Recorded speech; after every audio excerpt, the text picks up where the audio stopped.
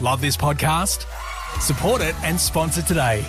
Simply head to ozcastnetwork.com for details.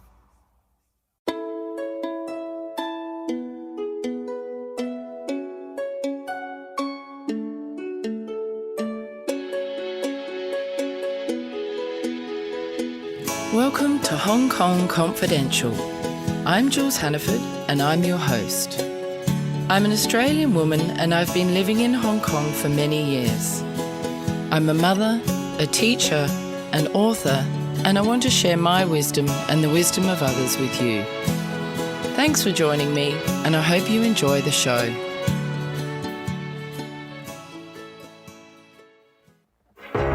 You meet someone online and there's this instant connection. It's amazing how much the two of you just seem to click.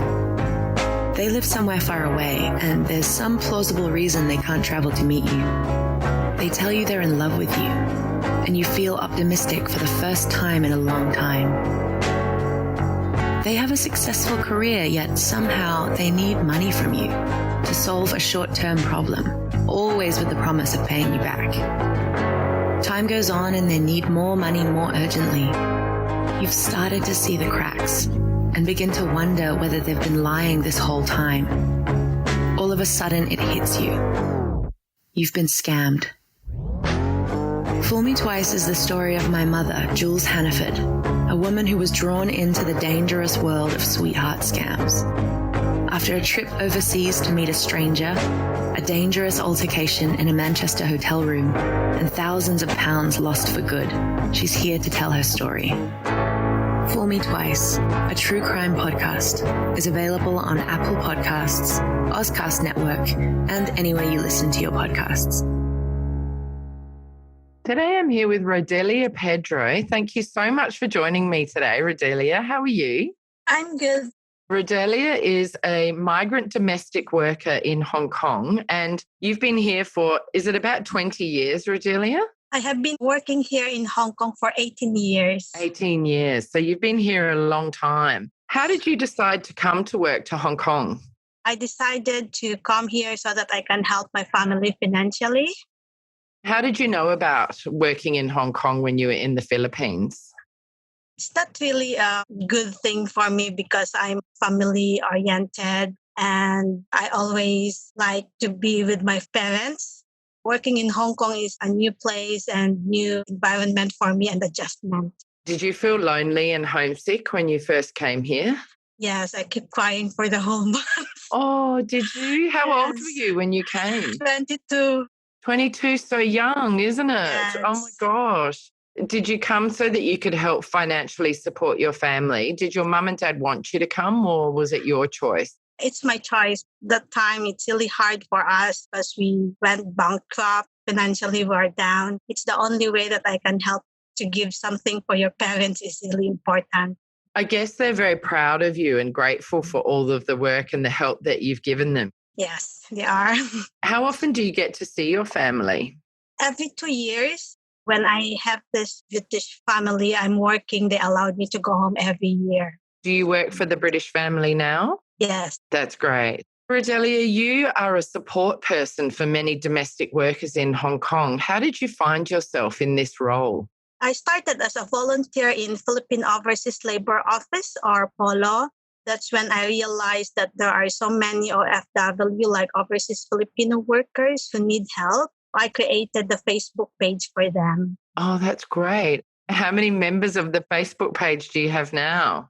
The page, we have the 70,000 followers, and I have also 4 extra groups, private groups that belong to the page where we can help others, like if they need help when cooking, like a legal assistance. So we have 4 different groups for them. So if they like to join, that they want to learn some simple tips in cooking, they can join the food group. If they want to have some trainings, talks, and seminars, they can join the learning team group. We have the help group where we can assist mostly distress or that have not some lucky legal, to the not lucky legal to their troubles. work. Yes, and they have like legal problems. They can join the group, and then we can assist them, and we can also comfort them if they need somebody to listen.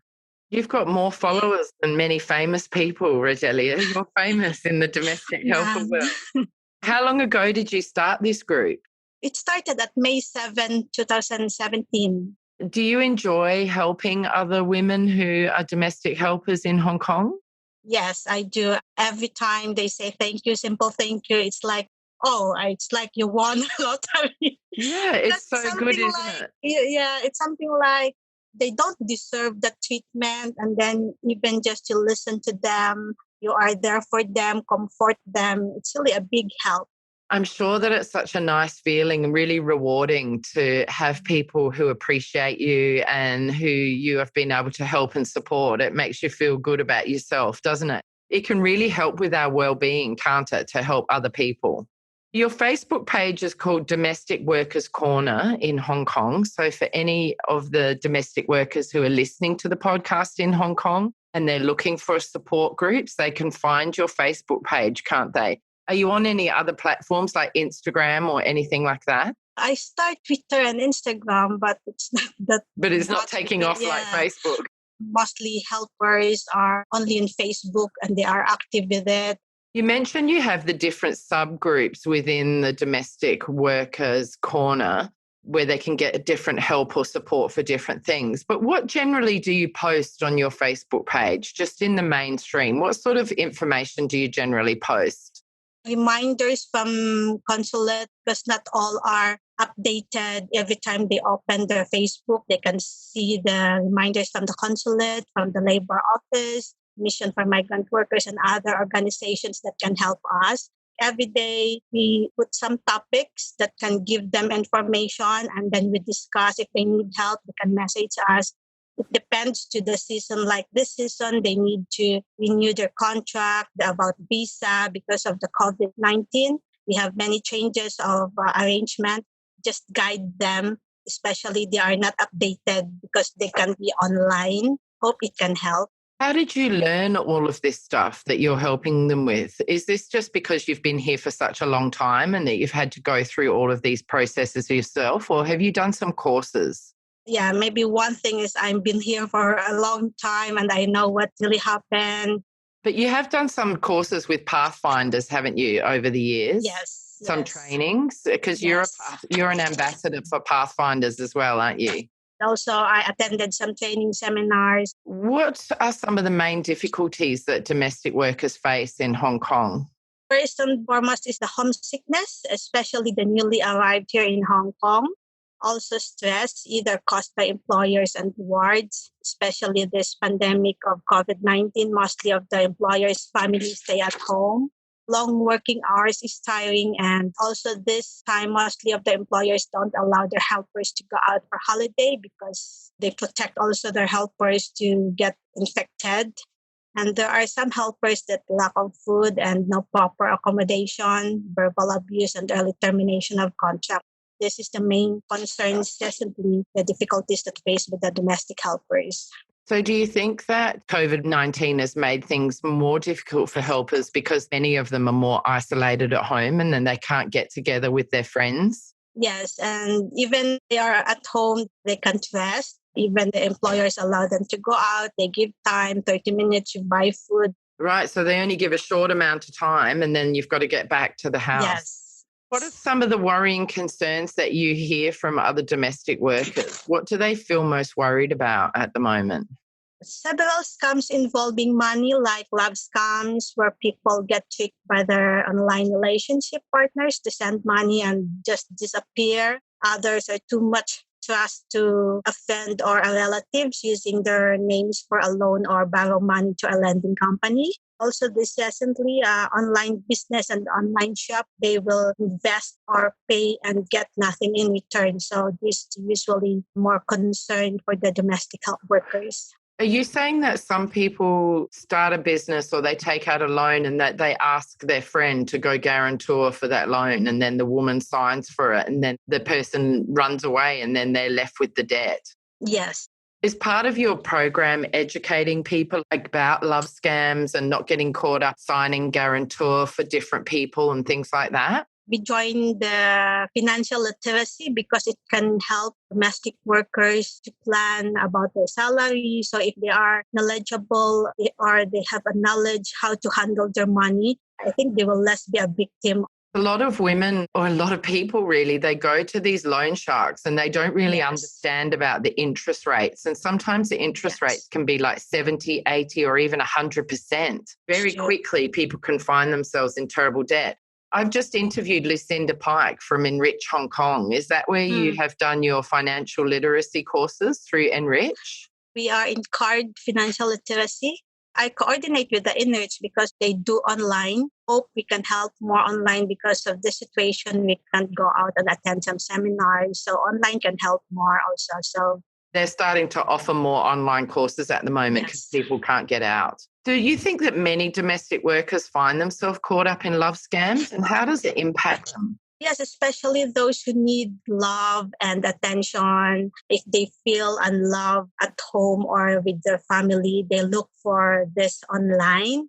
When they realize that they have been victimized by a love scam, they will lose confidence and face the world. You know, you are ashamed of what happened to you. Even to their family and friends, they don't want to talk to them because they lost self-confidence already. I think that they can also feel some shame, can't they? They can feel ashamed for some of the choices that they've made. That's something that I can identify with because I did a seminar with you about love scams because I was caught in my own love scam, and now it's a book and a podcast called Fool Me Twice. I really do understand the feelings that they go through. And also it was such a wonderful experience coming to teach you and the other women about love scams because everyone was just, they were interested and willing to learn. And I taught some podcasting skills as well. Now here you are doing a podcast with me. That's so fantastic. It's really nice. Yeah, it's lovely. It's great to see you again. How do you think that some of the domestic workers support each other in the community? Like I know that domestic workers, and for people who are outside of Hong Kong, domestic workers get together on Sundays, they go to church, they make food, they do each other's hair, they share stories. It's like having a family for you in Hong Kong, isn't it? Where you all get together. That's a real sense of support, isn't it? But you can't do that at the moment. Yeah, but for the domestic workers corner, we created a group chat. Even we don't know each other personally, we can give encouragement and support if they have problem, if they need somebody to talk with. The group chat can help.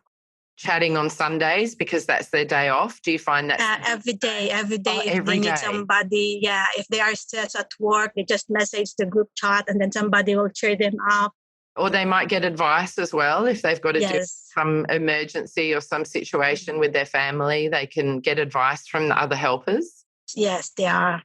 When the domestic workers could all meet up on a Sunday, what sort of support do they give each other when the virus wasn't happening? We plan some activities. For the DWC, every month we have a talk. It depends to the topic like depression. I coordinate with the Philippine Consulate, the SWD, so we can have this topic about how to handle depression. For the domestic workers corner, it depends what's the need of the members. Like if they want to go hike, so we organize a hike for a cause, something like that. I often see helpers dancing as well. They do dances and put together little performances. There's a lot of joy in the community when you all get together quite often, isn't there? It's really missed.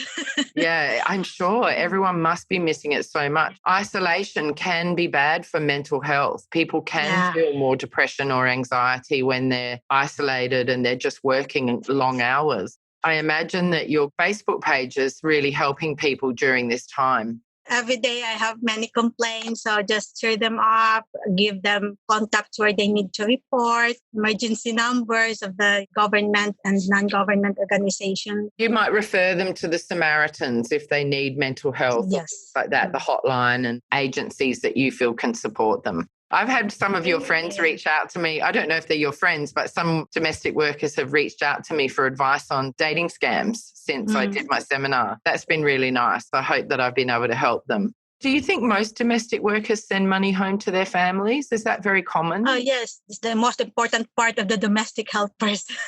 And their families really rely on that? mostly, especially single mother and, the breadwinner of the family. Is it common for domestic workers to have their children at home in the Philippines rather than here with them, or do some have their children here? I think it's hard to bring your children here to study, so it's just mostly in the Philippines. If the employer support the family, they will sponsor the children to come here and study. I know only one family. Only one, gosh. It must be a very sad time for many domestic workers if they've got children back in the Philippines. Yes, it's silly, especially when they get sick and then they're very worried. They don't know what to do, especially they are not there for their children to be with them. To be able to support them. I can't really imagine what that must be like. I would imagine that that's one of the hardest parts about being a domestic worker if you have children. Would you agree? Yeah. Mostly, there are some cases that, the mother will lose their child and then they are here in Hong Kong. They just go home for their burial or something like that. That's the really painful part of a mother, especially here in Hong Kong. So I have many members that, their child died of the accident or heart problem. They're post on Facebook. They miss their children. It's quite hard. And, even I'm not family, feel the pain. But it's because you're so empathic and kind. You feel their pain because they're sharing it with you. But it's lovely that they have support from you and other members of the community. What kind of personal qualities do you need to be a leader in your community? Open-minded and have a positive outlook, understanding and a good heart to help other people, and you have a knowledge in what field you are helping. Having a lot of understanding of all the different NGOs and charities that are available in Hong Kong is really important as well. I had an earlier question which I forgot to ask you. What are some of the services that support domestic workers like Pathfinders and Enrich? Are there any others that you can think of? IOM, International Organization for Migration, and I also attended that seminar so that I am aware about human trafficking. Also the EOC, Equal Opportunities Commission, Rain Lily, Mission for Migrant Workers, Help for Domestic Workers, and also the Philippine Consulate and Hong Kong Labours. Depends to the cases they are asking. Are you aware of any human trafficking situations within the domestic workers?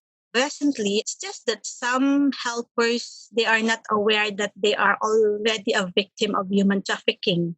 We refer them to the Mission for Migrant Workers. So the Mission for Migrant Workers will explain to them. They know that they are a victim already of human trafficking. How do they not know? They're forced to come here sometimes, but they don't realize it's part of human trafficking. Is that what you mean? It's just they are here in Hong Kong and then their employer will take them to the other country and do other work because they are afraid to lose the job. They just follow what the employer is asked them. Mostly is in China, but they stay there for more than 1 month. Other will work in hospitals just to do some cleaning. We have some cases just about privacy. For domestic workers corner, we just forward them to the Mission for Migrant Workers so that they can help legally and, they really need help. I didn't realize that. Wow, the work you're doing is so amazing, Rodelia. No wonder you have 70,000 followers. I think I've kind of asked you this already, but do you enjoy helping others? Does it take too much of your time? Do you get stressed? No, not really. I'm happy, maybe because I have a very supportive employer. So that's the one thing. I have time after my work. My rest time is the time that I do online help. That's really amazing of you. You're so fantastic. Rodelia, what can we as employers do to support our domestic workers? There are many ways that employers can support their workers, like talking to them and getting to know their helpers, learning their needs, because mostly helpers are scared to tell their employers with what they want. Something like additional food, good communication between helper and employer, it can help to build a good relationship at home. That's really good advice. I think being aware of making sure that helpers aren't being overworked, they've got good living conditions, and making sure that they have plenty of food and that they have their time off. Treat them like adults, not like children, giving them curfews and restrictions and things like that. That doesn't seem fair because you are all independent adults. The other thing that I was thinking as an employer, I was talking to my helper the other day, I've offered to pay for her to do some financial literacy courses at Enrich, Hong Kong. She's been to Pathfinders before. So I think encouraging them to seek support from all of these organisations that you've talked about and making them feel comfortable for having that community, I think is really important. And I also think it's nice when people treat their helpers like part of the family. Do you agree? Yes, that's true. Just recognising their feelings. Rodelia, what positive changes would you like to see for domestic workers in Hong Kong in the future? In the future, I want to see domestic workers to be wise when it comes to their daily activities, avoid being a victim of any scams, know their rights, and not scared to stand for it. It's really important when you go to other country to work, you know what is your right, what is written on the contract. Brilliant. That's perfect. Rodelia, how can domestic workers find you if they would like to connect with you on Facebook or if they need any of your advice or support? They can message the page. We have the Domestic Workers Corner, and then we also have the DWC hotline. We have 2 hotlines for DWC. Can I say the number? Yes, please. Yes. 67748-536 and 91613074. So this is the DWC hotline. We can't reply in the Facebook. They can call us or send SMS. Do you have other people helping you manage the hotline? Or are you the only person on the hotline? Like, are you doing all the work? No, 2 of us. Do you have a team? 2 of you? Only 2?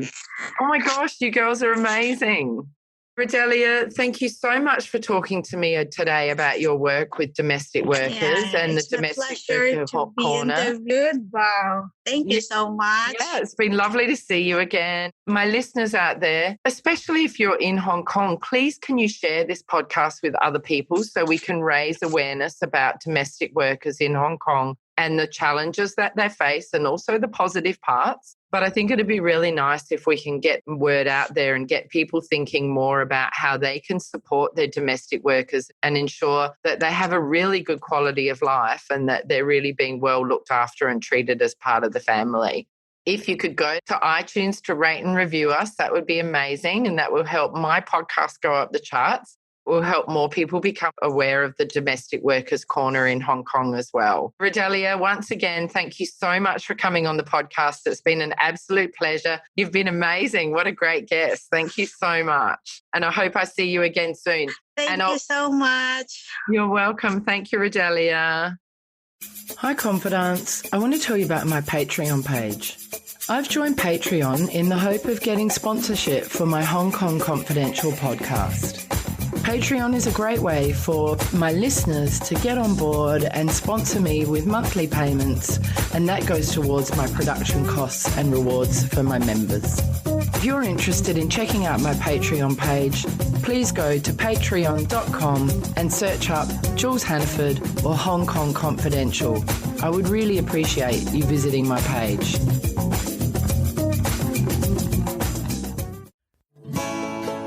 So that brings us to the end of another Hong Kong Confidential podcast.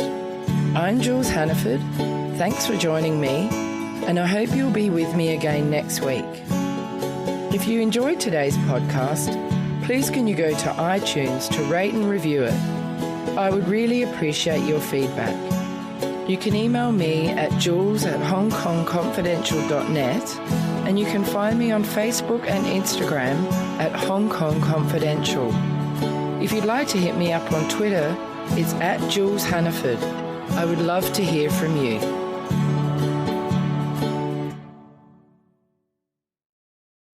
Love this podcast?